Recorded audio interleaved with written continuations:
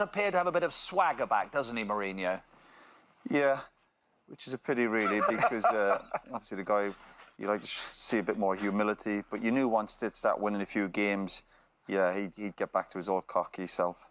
Oh, well, yeah, but you know you're struggling when Totti's coming on. I think he's older than me. He's 39. Yeah, he's 39, yeah. Did you see him as well? He looked about 4 stone overweight. He's a brilliant player, outstanding player, but his legs went about 4 years ago. Yeah. And sometimes when fans are applauding you, I don't think that's a great thing, you know. They should, years ago... It means they're not fighting. Yeah, they're not fighting you anymore, exactly. We were talking about full-backs, about which way do you show them, and I always say maybe full-backs should actually tackle a player. Never mind showing them somewhere, actually be aggressive. I'll tackle you in the car park after. Yeah. Stuffing your own team I've done up. some daft stuff on the pitch, but not as bad as that. that really is. But again, this seems to be the new buzzword about having a go at teams. It's very difficult to have a go when you're up against real quality players where you can't get the ball back up. And it's Real Madrid, the champions of Europe. Give them a break. Do you think there's anything wrong with that? Do you think that's... If he plays a really weak team, then... Well, even a weak team probably still be the Arsenal, so he can afford to do that. It's a very good point. That's a very good point.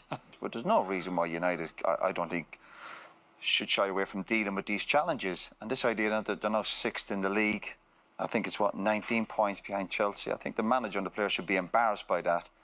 But in terms of obviously getting their hands on the Europa League, then there's no excuse why they can't do it. And if they do that, you have to say it's a successful season. No, I wouldn't go that far. What, 2 trophies and in the I don't care. Champions League? I still wouldn't go that far. For a club like Man United win the League Cup and the Europa League, with the teams that are in it, you'd expect them to do that. But to be so far behind in the league, I think is nothing short of embarrassing with the players they have and the squad and the money they've spent. It's not good enough. My only concern with Mourinho, he seems to be distracted by the so-called critics out there.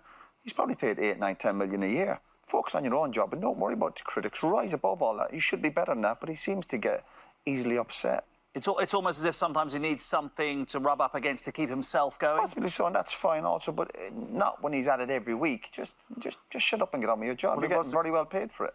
Not sure. I've never seen it happen before, I don't think. Again, it's as if they've now said, oh, maybe the warm-up's over.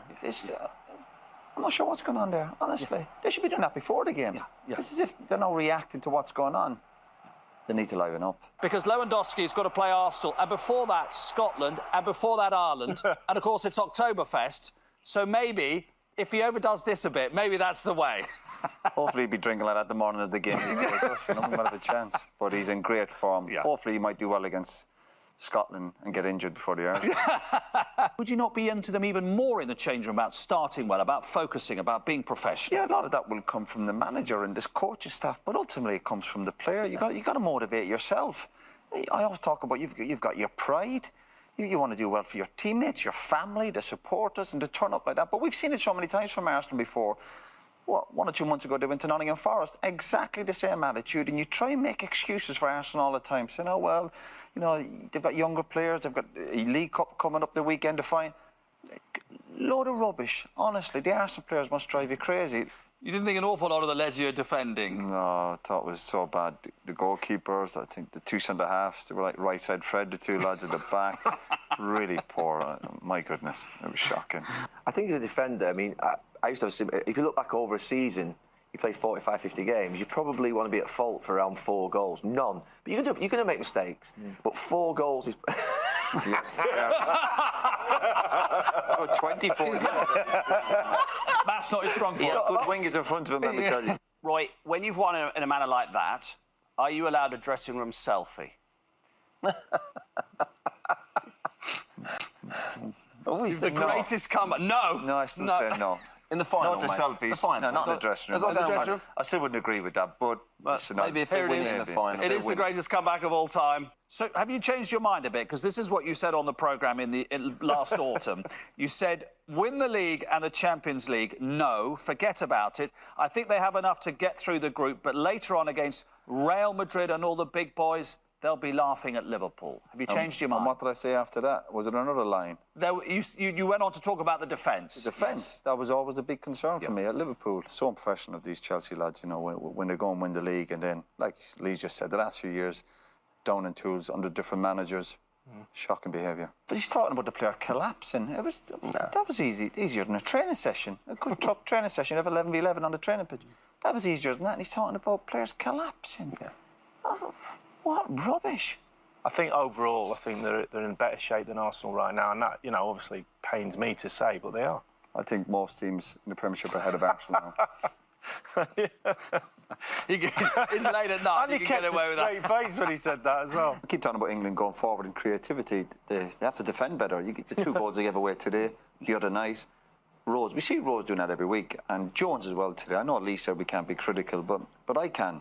If you defend like that, you're very hard to win a game of I football. think he was against saying good that opposition. England would be giving it everything, and there's 5 Yeah, minutes there's not. to go. Of course, they give. Everybody gives everything, but you got to defend. The 2 goals they gave away were really poor.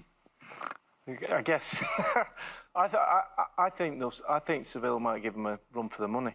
I've just got a feeling the fact that he can score a few goals, so that's just so it's the opposite of what he said. Well, they'll give him a game, but they won't win. He had a really bad night. Well, they spoke about him having 650 pairs of shoes. Well, he can't be right upstairs. I think I've had 6 pairs in my life. So 650 pairs of shoes. Why are you talking about the shoe? Pretty unusual, this. We know players that know each other really well and brothers, family members, but to be chatting behind their hands with each other, did this bother you? Yeah, it does. But listen, he's the boy Pogba. He seems a bit of a free spirit and a bit of a character. But I think it was a little bit over the top tonight, would it be before the game at half-time. Like, they've spoke to each other more tonight than I think I've spoke to any of my brothers in the last 5 years.